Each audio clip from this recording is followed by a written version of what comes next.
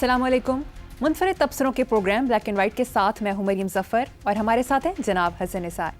हसन साहब, वज़ीर आज़म ने कहा है कि किसी को गलत फहमी का शिकार नहीं होना चाहिए। अमन हमारी ख्वाहिश है, उसे कमज़ोरी ना समझा जाए। पानी हमारी लाइफ लाइन है, इस पर कोई समझौता नहीं हो सकता। पहलगाम वाक़े में पाकिस्तान ने भारत को तहकीकात में मदद की पेशकश भी कर दी।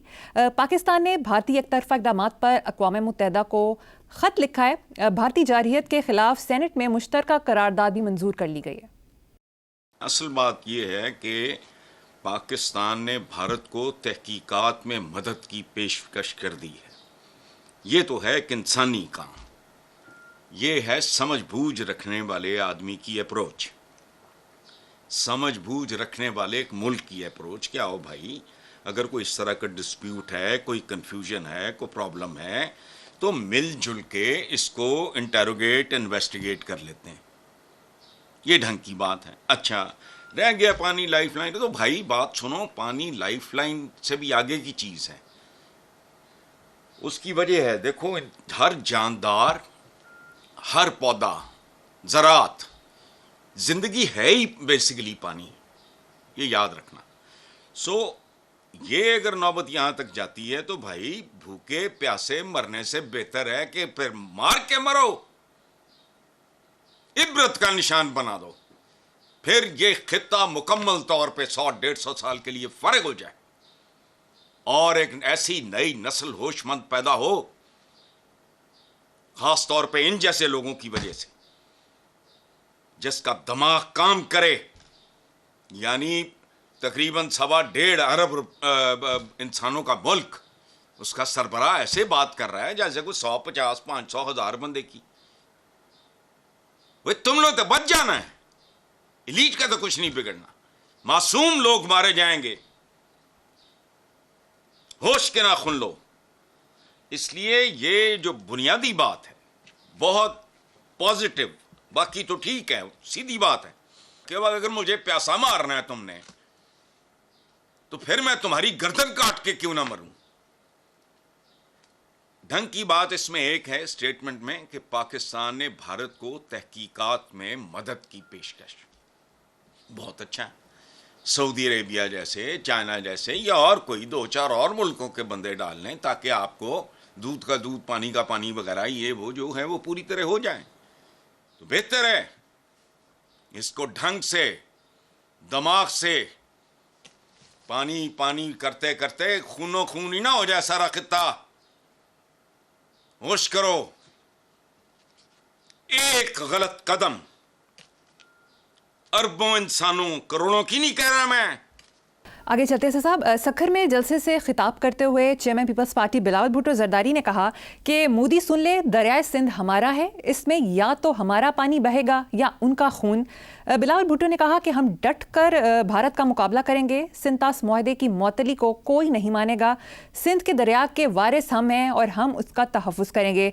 दूसरी तरफ भारत में आबी वसाइल के वजीर का कहना है कि यकीनी बनाएंगे कि एक कतरा भी पाकिस्तान ना जाए। उसने ठीक बात की है कि या फिर खून है या पानी है, फिर खून बहेगा और जिसकी आबादी जितनी है उसी हिसाब से खून बहेगा। कर लो, एक कतरा भी पाकिस्तान ना जाने पाए तो फिर तैयार रहो। और बात सुनो है वजीर साहब, मौत इस खित्ता में इतनी अर्जा ना हो, इतनी सस्ती ना हो। अगर पानी का कतरा भी रोका तो फिर करोड़ों बेकसूर मासूम इंसानों के खून के दरिया बहेंगे और तारीख कालक थोप देगी कुछ चेहरों पे, रोंद के गुजर जाएगी। मौत इज द रियलिटी। जंग ना सही, वैसे भी मरना ही है, लेकिन अगर आपकी ये फुर्तियों और चलाकियों और घटिया पॉपुलैरिटी की कोशिश से उसका नतीजा निकला तो याद रखना, खुद इस खित्ते पे जब हरियाली आएगी को 50-100 साल बाद, लोग नफरत से थूका करेंगे हर उस नाम पे जो इसके पीछे, जो इसका जिम्मेदार होगा। देखो, मेरे जैसे आदमी को, मैं तो एक लिखने पढ़ने वाला आदमी हूं, मुझे तो उन लोगों की भी उतनी फिक्र है जिनका कोई लेने देना नहीं, جتنی اپنے لوگوں کی. او بھائی تمہیں ہماری نہیں ہے تو انہی کا سوچ لو. اتنی پھرتیاں نہ دکھاؤ. 1 ارب 46 کروڑ ہندوستانیوں کا ہی سوچ لو. چونکہ میں دیکھو بات سنو ایک بات میں پھر کس حد تک اپنے طور پہ جاؤں گا اس میں سے چاہے کچھ بھی نہ نکلے کہ اگر پوری کوشش کی جائے بڑکیں شڑکیں ایک طرف رکھ کے پوری کوشش کی جائے کہ معاملہ سنبھل جائے. لیکن اگر یہ چل نکلے تو پھر صدیوں کا سکون چاہیے. ایک نئی تاریخ کا 50-100 سال بعد جب یہاں کوئی آبادی ہریالی آئے کوئی زندگی کا ریوائول ہو یہ وہ سارا. بچو ہر قیمت پہ ہر صورت میں بچو. یہ جو اس نے وزیر بزرگ نے کہا کہ ایک قطرہ نہ جائے یہ کیڑا قطرہ ہے. مش کرو تم ایک ذمہ دار منصب پہ بیٹھے ہو. کون ہے جو بھوکا اور پیاسا مرنا چاہے گا؟ اس سے تو کروڑ گنا بہتر ہے بام اور گولی کے ذریعے مر جانا. تو کامن سینس کی بات ہے. ہوش کرو. بات ہاتھ سے نکل گئی تو پھر یہ واپس آنی نہیں چاہیے. یہ 1000 سال کی تاریخ ہی نہیں بھولتے. وہ ہم تھے. وہ کہانی اور ہے. یہ اتنے جاہل ہیں یہ آج تک وہ چیز بیچ رہے ہیں جس کا وجود ہی کوئی نہیں تھا. اور خدا کی قسم I am a humble student of history. اور بات سنو ہمارے جیسے ملکوں میں تو عام آدمی کی آج زندگی کوئی نہیں. تو یہ جو غیر ملکی آتے ہوں گے یہ محاورہ میں نے بنایا پنجاب میں روکھی سوکھی کھا ٹھنڈا پانی پی 2 وقت کی روٹی. اوے ہمیں 2025 میں کتنا بھارتی پاورٹی لائن پہ اوے کتنا یہاں ہمیں تو اپنے لوگوں کے ہوتے ہوئے سکون نہیں ملا. تو جب غیر ملکی تھے تو پاگل ہو. تمہارے اندر سے وہ نفرتیں نہیں جاتی. بھائیوں کو بھائیوں نے نہیں مارا آنکھیں نہیں نکلوائیں آپس میں. وہ پاور پلے تھا. آپ لوگوں میں ڈیپتھ کی اتنی کمی ہے ذہنی طور پہ اتنے کمزور اور پسماندہ لوگ ہو کہ آج بھی ان نفرتیں بیچ رہے ہو جو ہم نے بھی بھگتی ہیں. عام مسلمان کی کیا اوقات تھی اور حالت تھی یاد نہیں.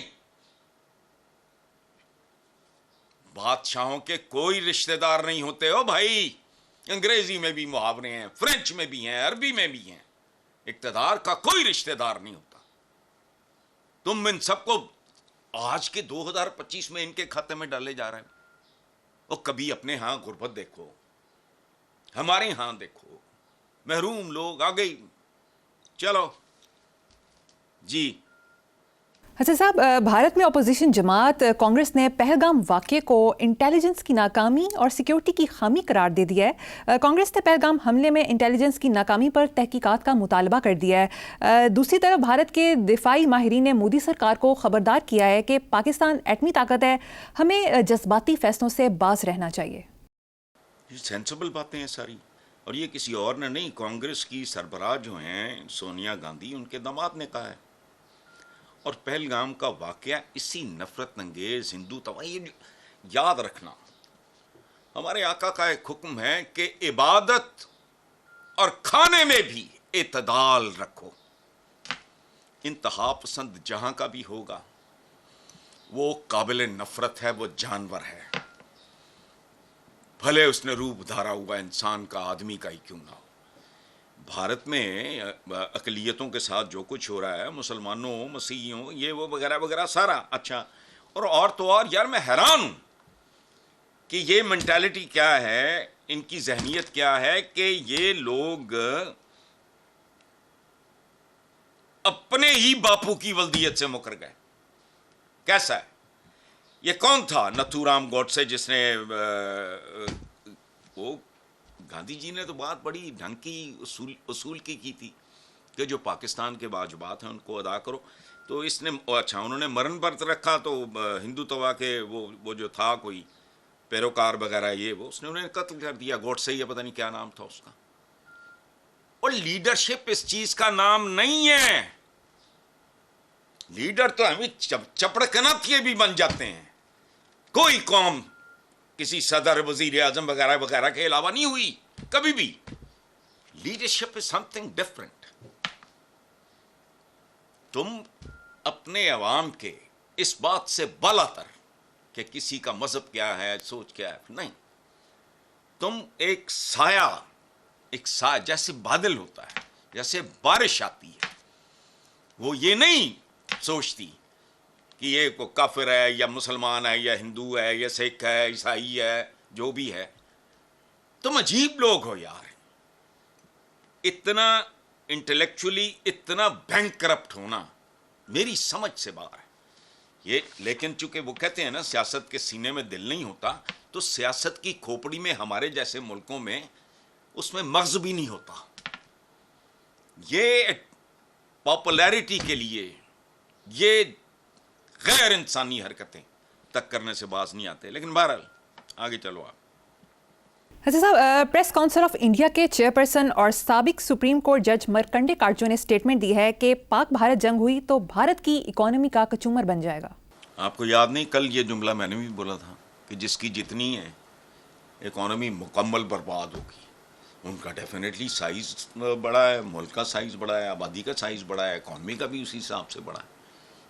تو مرکنڈے کارچو. اور ایک بات یاد رکھنا، میری تو خواہشات تھیں. میری ایک تو منوج کمار صاحب کی ڈیتھ کے بعد ظاہر ہے اب وہ خواہش. دوسرا، میں مرکنڈے کارچو صاحب کو ہندوستان کا ضمیر اور انتہائی عالی شان آدمی سمجھتا ہوں.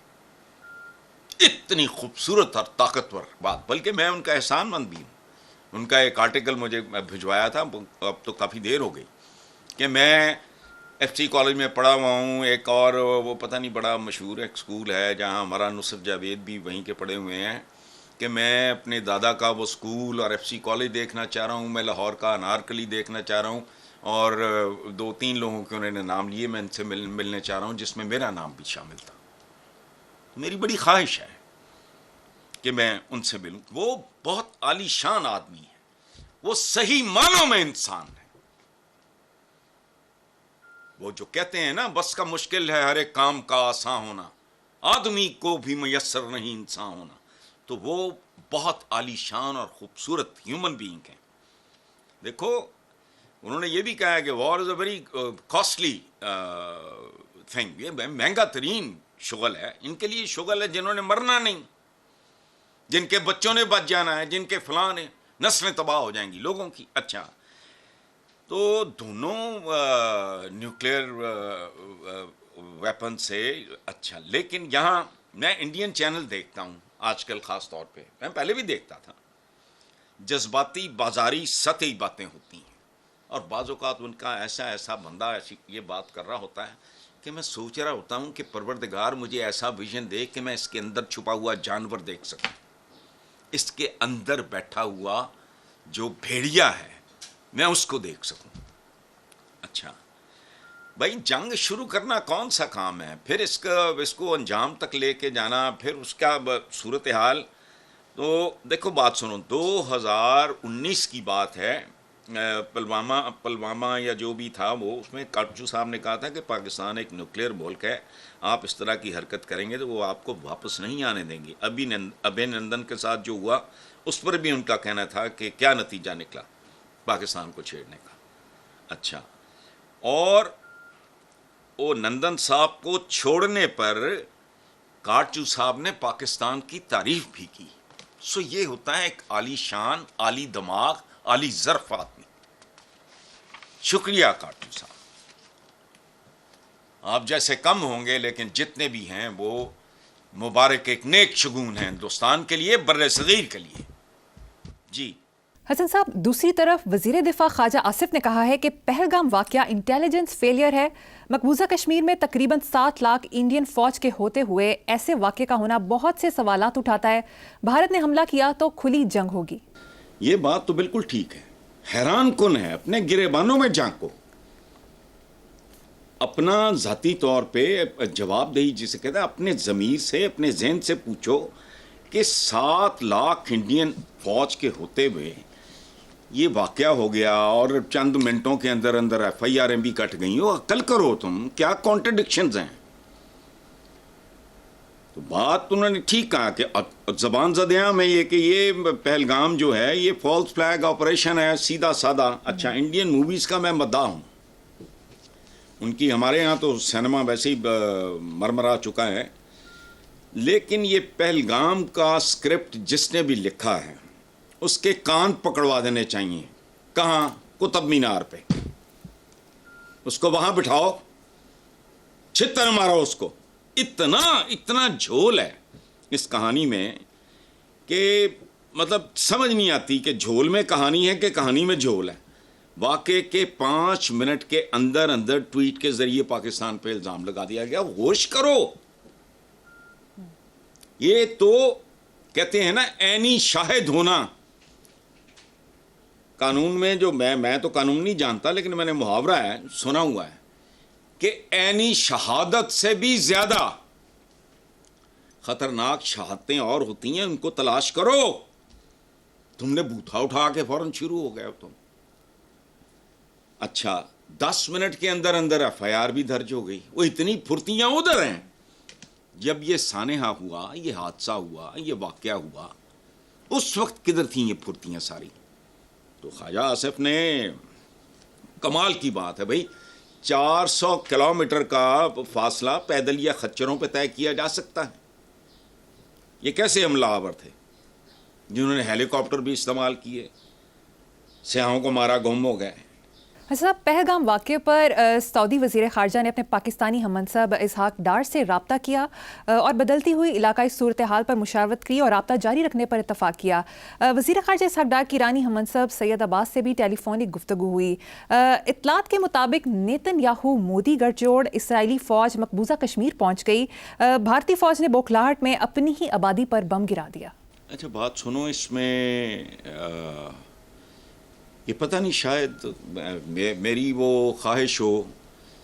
میرا خیال ہے کہ سعودی عربیہ کے جو وزیر خارجہ ہیں انہوں نے انڈیا کے جو ہیں ان سے بھی رابطہ کیا ہے. اور میں پہلے بھی عرض کر چکا ہوں, جو خطے کی صورتحال ہے, ہمیں ایک بہت متحرک وزیر خارجہ چاہیے جسے خارجہ امور کا پتہ ہو. تو بلاول کے ذمہ لگا دو.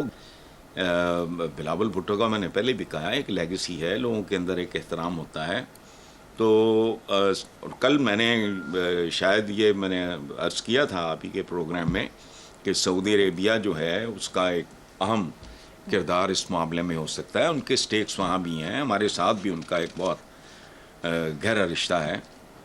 تو بہرحال دیکھتے ہیں. یہ دنیا ظاہر ہے گلوبل ولیج ہے, اور ہم لوگوں کو, اس خطے کے بددعائے ہوئے لوگوں کو عقل ہو نہ ہو, دنیا کے جو پڑھے لکھے ملک ہیں, جو سوچنے سمجھنے والے ہیں, جو صدیوں کے پار دیکھتے ہیں اور جن کا ہر روز کوئی نہ کوئی ایجاد ایک ثبوت دیتی ہے کہ وہ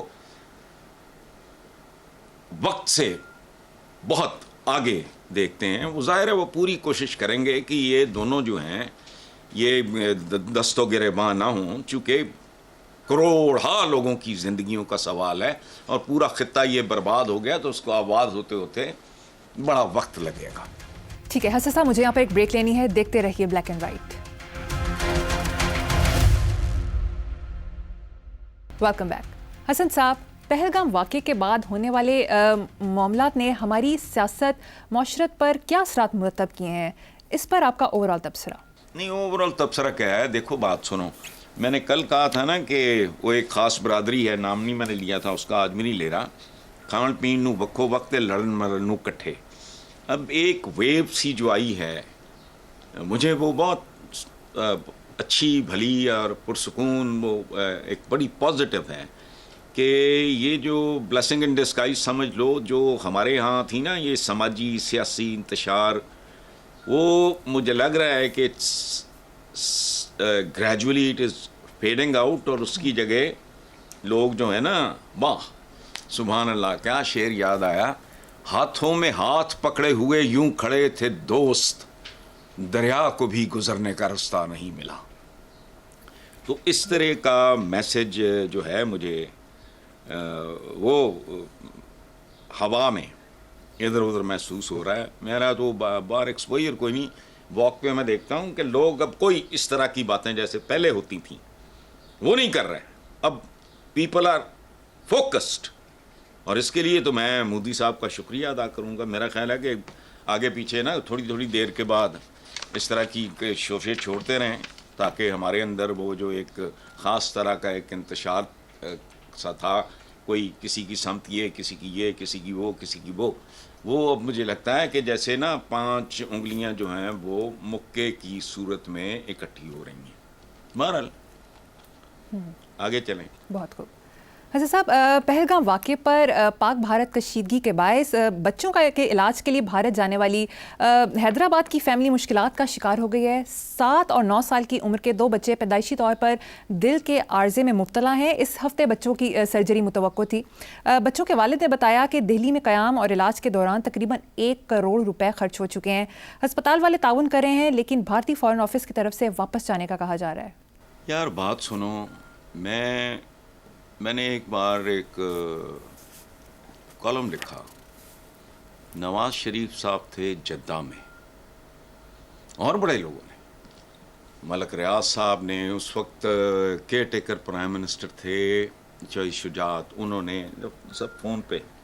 لیکن نواز شریف صاحب بازی لے گئے. انہوں نے ان بچوں کا وہاں علاج کے لیے، وہ خاتون سروائیو نہیں کر سکیں. تو آج تک مجھے وہ جیسچر نہیں بھولا.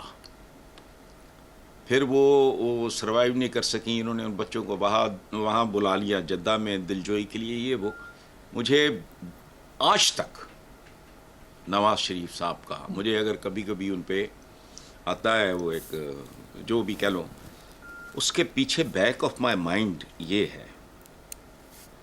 تو کیا مودی صاحب کو اس کیس کا علم ہے؟ یقین کرو میرا دل نہیں مانتا کہ معصوم بچوں کی وہ پیدائشی طور پہ دل کے عارضے میں وہ انڈر ٹریٹمنٹ ہیں. ان کو بھی کہہ رہے ہو چلے جاؤ. او یار چلیں، آپ کی شاید ذاتی اولاد کوئی نہ ہو لیکن آپ تو 1 ارب و پتہ نہیں کتنے کروڑ لوگوں کے باپ ہو. یار خدا کا خوف کریں. آپ مورتیوں شورتیوں کے آگے بھی میں آپ کو دیکھتا ہوں ایشور سارا، مطلب سارا ایک انسان بچوں کو علاج سے کیسے محروم کر سکتا ہے؟ بھلے ایسے کروڑوں بچے ایٹمی جنگ کی بھینٹ چڑھ جائیں وہ اور بات ہے. جنگیں ہوتی ہیں ملکوں میں لیکن یہ بے رحمی نہیں ہوتی. بے شک. تو میرا ذاتی خیال یہ ہے کہ مودی صاحب کو اس پرٹیکولر کیس کا علم نہیں ہوگا. اور اگر وہاں کوئی جانتا ہے یا کوئی سن رہا ہے تو وہ مودی صاحب کے نالج میں لے آئے کہ 2 معصوم بچے پیدائشی طور پہ دل کے عارضے میں مبتلا، دل بالکل سر پہ پہنچا ہوا ان کی سرجری آپریشن شاید. لیکن بہرحال چلو آگے. صحیح. حسن صاحب، اب ایک خوفناک رپورٹ آپ کے سامنے رکھوں گی. پاک بھارت موجودہ کشیدگی کے تناظر میں برطانوی اخبار کی ایک رپورٹ نے خبردار کیا ہے کہ ایٹمی جنگ نہ صرف جنوبی ایشیا بلکہ پوری دنیا کے لیے تباہ کن ہوگی، جو 15 کروڑ فوری ہلاکتوں اور 3 ارب افراد کی بھوک سے موت کا باعث بن سکتی ہے. تمہارا کیا خیال ہے اگر کوئی بڑا موٹا کیس ہوتا تو میں اس طرح چیخ رہا ہوتا؟ اندازہ ہے مجھے. اور یہ نقصان شاید اشروں چلتا رہے. یہ ہمارے ایک پنجاب یونیورسٹی کے استاد ہیں، ان کی ایک کتاب ہے ایٹم بام. اس میں ساری تفصیلات، وہ تو کچھ بھی نہیں تھا، وہ تو کھلونے تھے جو ہیروشیما ناگاساکی میں استعمال ہوئے. خدا وہ تو وہ ایٹم بام تو تھے لیکن ایویں بالکل وہ کھلونے سی. اب جو چلے گا کام، اللہ نہ کرے میرے منہ میں خاک، اگر اب چونکہ میرے نزدیک بچہ، عورت، کوئی عوام خوبصورت زندگیوں کے لیے کرال کرتے ہوئے کونیوں کے بل زندہ رہنے کے لیے رینگتے ہوئے لوگ جن کی بے تحاشا تعداد انڈیا میں ہے, ہمارے یہاں کم نہیں.